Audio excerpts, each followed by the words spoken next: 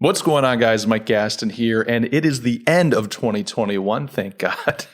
And in this video, I want to cover my favorite books from my reading this year. I've got 8 books out of the 14, 15 that I read this year that I thought were exceptionally interesting, exceptionally valuable. And I want to share those with you today. Before I do that, I will put a link in the description down below, but you need to know that all the links for all these books will be Amazon affiliate links. And that means if you click that link for any of these books and you end up buying anything on Amazon, Jeff Bezos, our Lord and Savior, will descend from the heavens.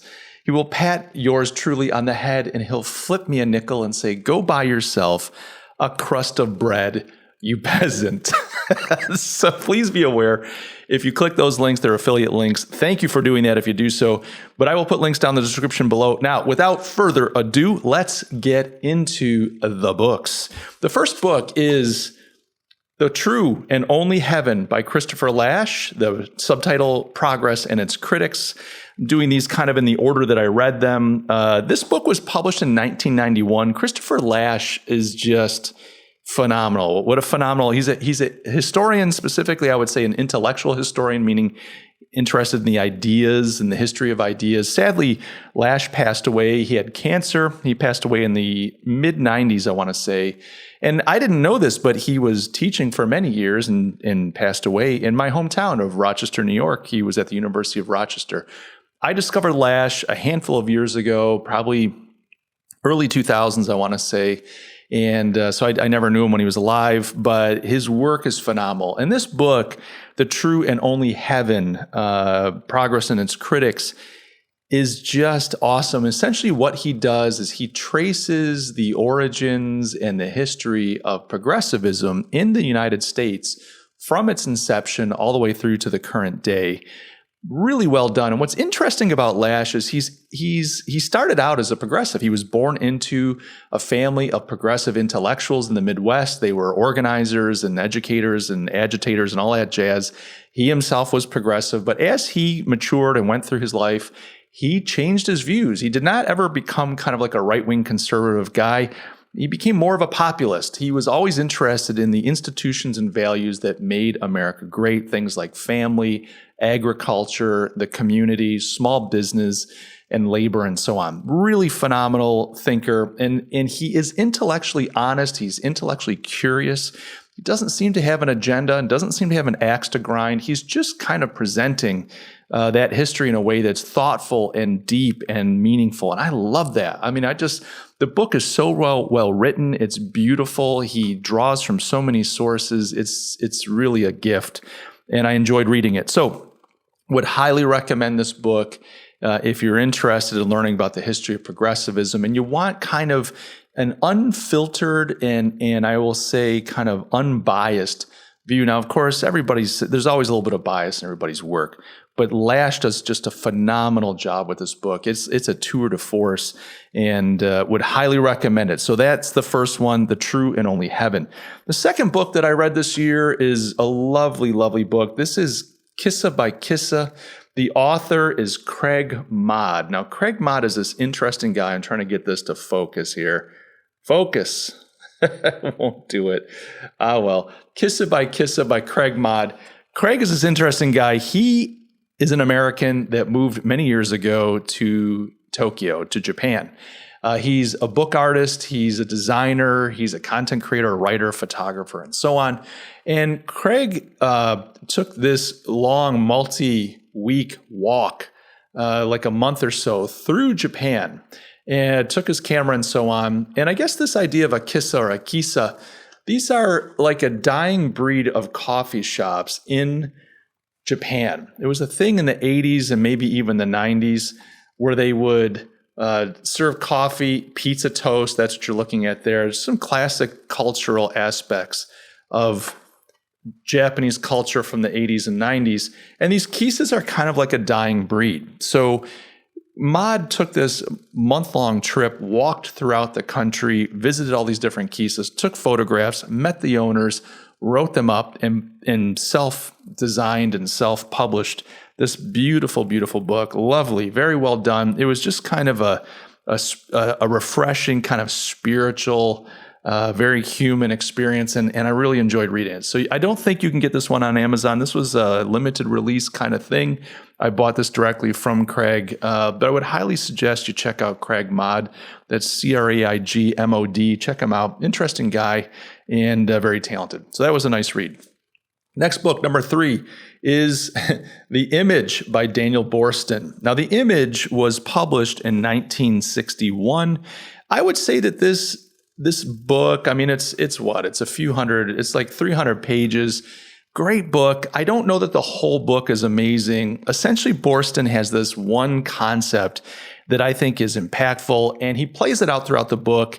In some ways, he plays it out, it's like, okay. In others, is very interesting. The book could probably be half as long as it is, but the idea that he has, the concept, the insight he has is amazing. And he's essentially talking about pseudo events. We've got this news industry, and this book coming out in 1961, you'd say this has nothing to do with the modern day.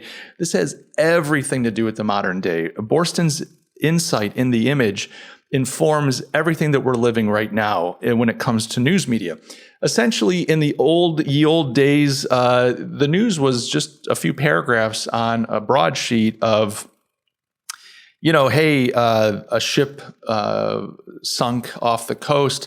There's a war over here, an earthquake or a famine over there.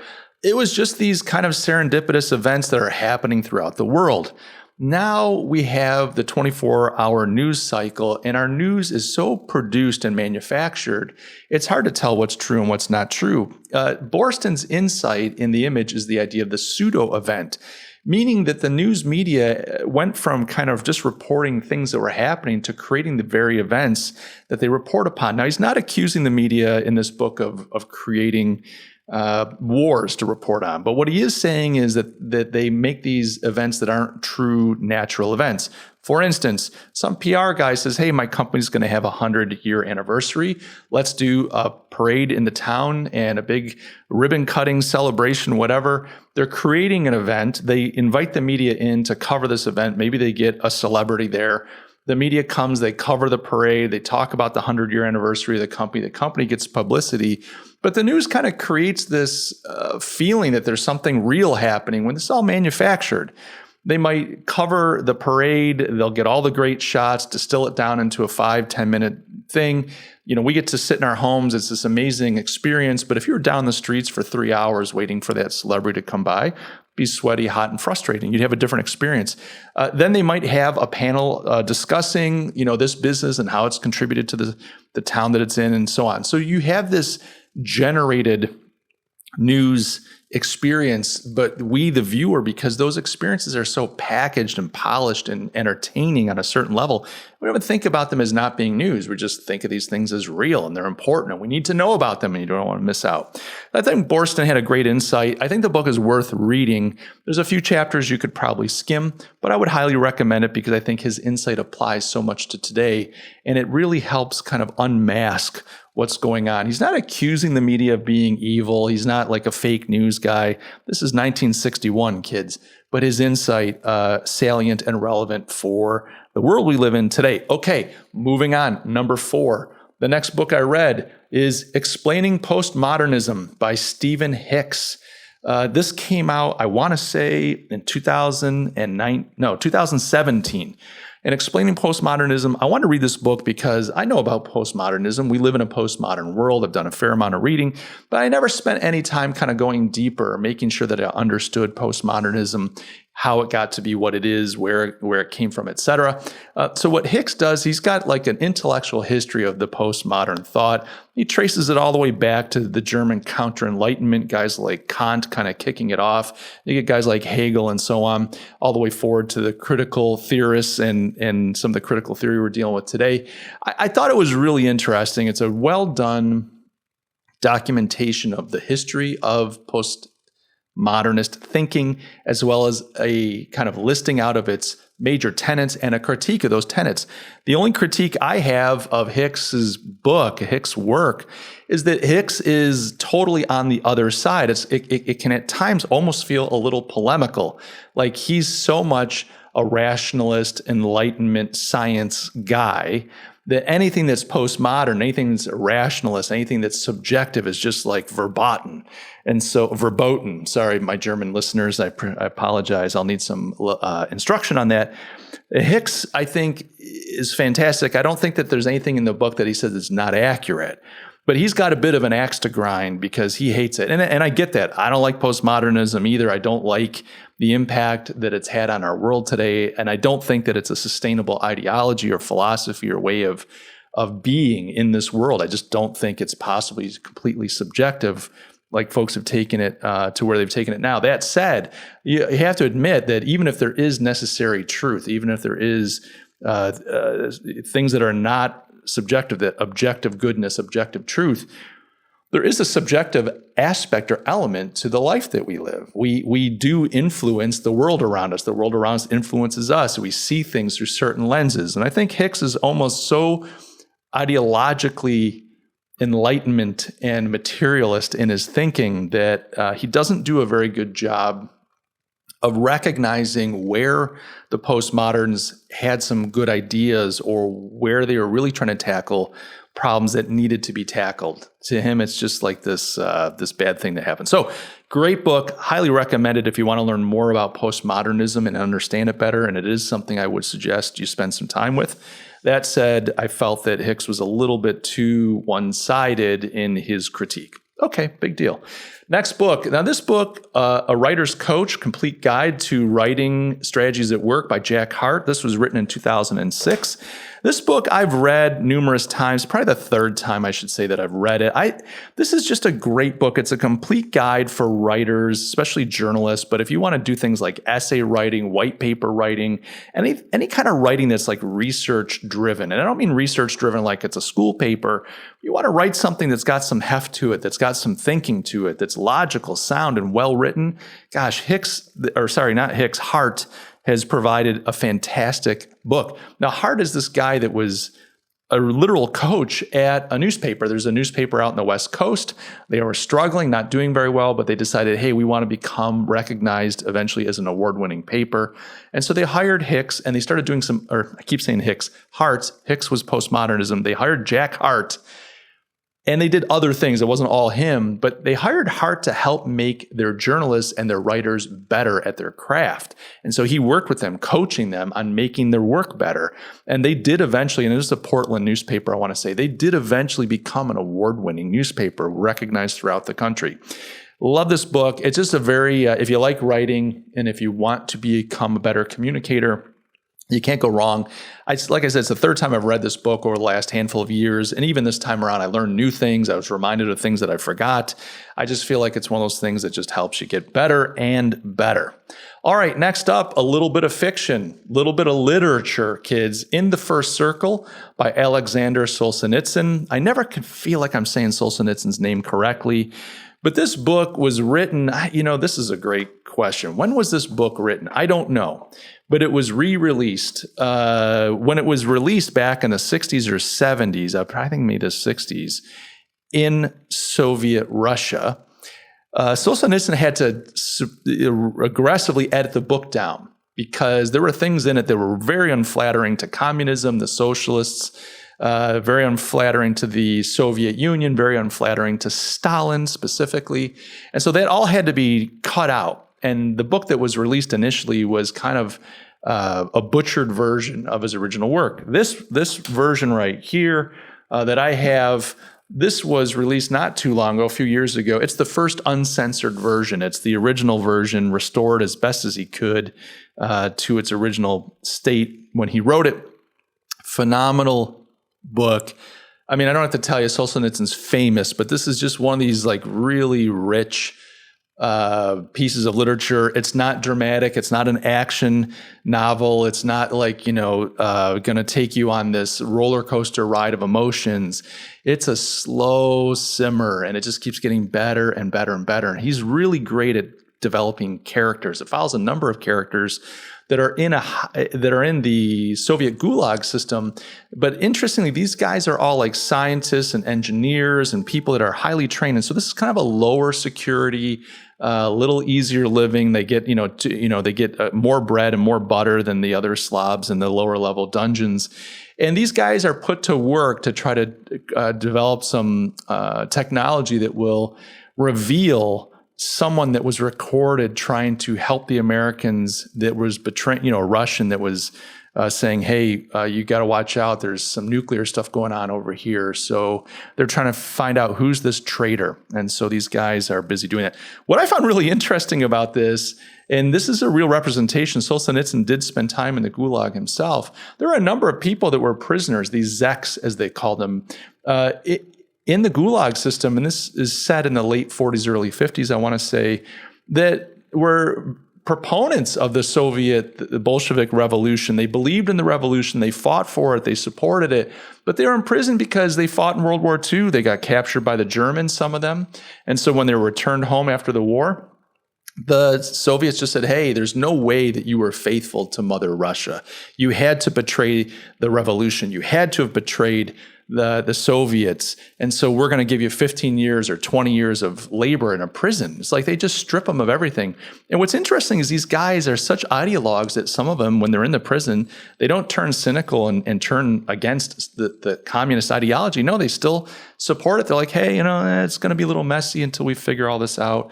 Meanwhile, millions of lives destroyed. Great book, though. Highly recommend reading Solzhenitsyn. I found it really relevant to today, and specifically the people of that era, the way he depicted them, did not have a grasp of reality. They were happy to look at something blue and say, that's not blue, that's red. And they'd say that because that's what was dictated by the party. And they knew that if I want to fit in, if I want to be part of what's going on, and if I want to see this glorious future, I have to just pretend that this is true. And so there's a lot of this living by lies throughout this book. And it's stunning to me to see the degree that this kind of ran through the society. Very interesting. Of course, Solzhenitsyn wrote an essay upon leaving the Soviet Union in 1970 or whenever called Live Not by Lies, where he encouraged his followers to stand up for the truth in small ways and big ways if they had the strength for it. Okay, 2 more books to go before we wrap up. Next book here is The Master and His Emissary by Ian McGilchrist. Holy smokes. This one, whoa, heads up. We lost the book, knocked over my empty glass of water. This book is like about 400 plus pages, but I got to tell you something. Like 400-page book is not outrageous. This thing was a lift. This book was hard, and that was a fantastic book. Essentially, what McGilchrist is trying to talk about in The Master and His Emissary is that our brains, our physical brains, are comprised of 2 hemispheres, a left and right hemisphere. Each hemisphere has a unique way of seeing the world, engaging the world, thinking about the world, and that they're supposed to work together in a certain way.